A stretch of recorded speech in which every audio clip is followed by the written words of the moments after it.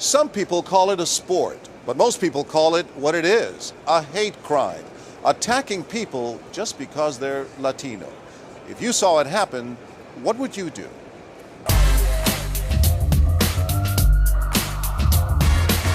A winter afternoon in downtown Newark, New Jersey. Behind the train station, people are going about their business. Some enjoying a bite at Bellows, this local hangout. But right outside, something disturbing. These young thugs are on the hunt for prey, looking for someone to assault. Speak English in this country! And this unlucky man is in the wrong place on the wrong day. English! His only crime, being Latino. Stupid Mexican. Don't touch him! What? Will anyone come to his rescue? Where's your green card? The violence and the victim's battered face are hard to ignore. And yet these witnesses just go about their business. But no one knows our hidden cameras are rolling and that this man's wounds and bruises are the work of a makeup artist, not his attackers. With the help of pads and props, the victim and his assailants are all actors working for us. What are you staring at, Pedro? Huh? This man watches from a safe distance and clearly sees everything, but his only response, just a shake of the head. So you noticed it and then you kept walking. I kept walking because I said, if this is real, all I have to do is just go get transit police. The guy looked wounded. Well, that's a little blood over here. Just a little blood? It happens more often than you think. Prosecutors say the teenage attackers acted like a lynch mob, looking for a Mexican to beat up. It's known as Mexican hunting, and for some, it's become a perverse sport. 7 high school students accused of killing an Ecuadorian man. According to police, the suspects reportedly shouted anti-Hispanic racial slurs as they attacked the victim. My brother is in a very critical condition. Diego Sucusani, an Ecuadorian immigrant, tells us about the night his younger brother was attacked.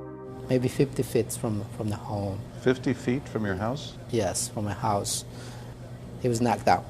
They kept hitting with a baseball bat. Doctors operated to stop the bleeding in his brain, but Jose died from his injuries. You never get over it, right?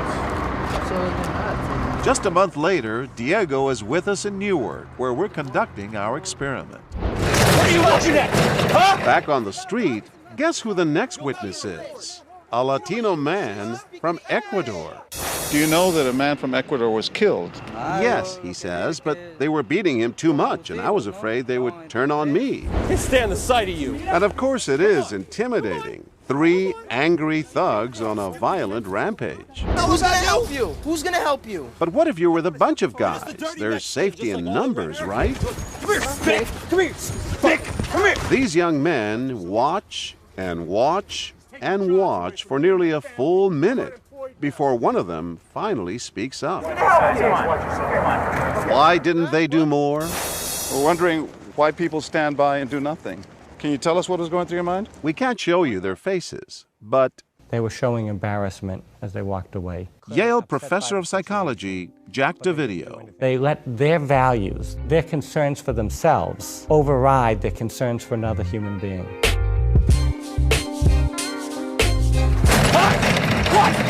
As it gets dark, our cameras keep rolling. This man sees what's happening and goes for help. And look out, here it comes. Stick over the border! Goddamn wetback. Watch out, bro. Watch out, bro. Watch out, bro. What the is going on here? It's illegal. It's illegal. This guy separates the victim from his attackers, and then he takes on all 3 of them. Doing a little cleansing, that's all. Are you serious, dude? Todd Sneed, a mild-mannered insurance supervisor by day, is a force to be reckoned with tonight. I'm John Quinones from ABC, a show called What Would You Do? What would you do if you saw 3 guys beating up a Latino like that? He's an actor. He's not really hurt. This is David. David, you're a jerk. Why get involved? A lot of people just walk by. They're a little scared.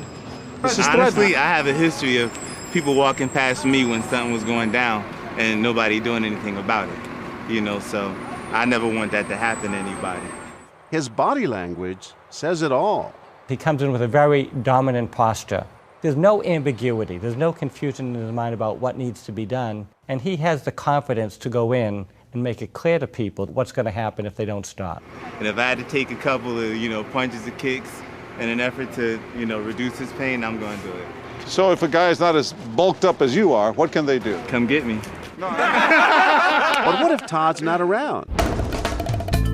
Over the course of our 2-day experiment, 99 people witnessed this brutal assault. 7 people called 911, but an overwhelming majority, 67 people, did nothing. Hey, Paco!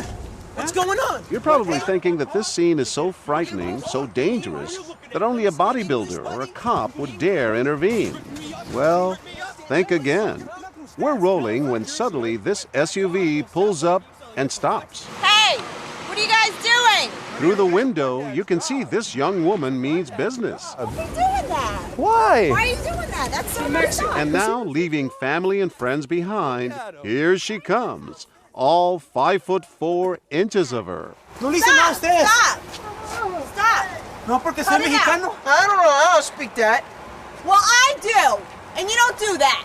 All right?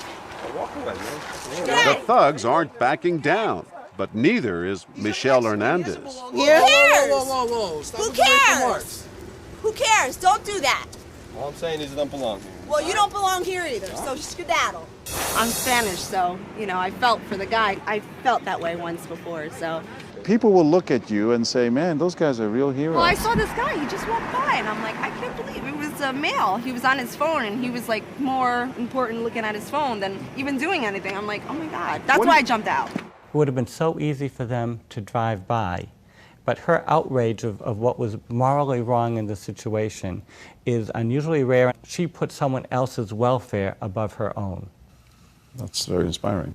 It is inspiring. The commitment she did it with, the depth of which she did it, gave her a power that is really impressive in that situation. You think this is? What? Huh? And we're about to meet one more remarkable woman.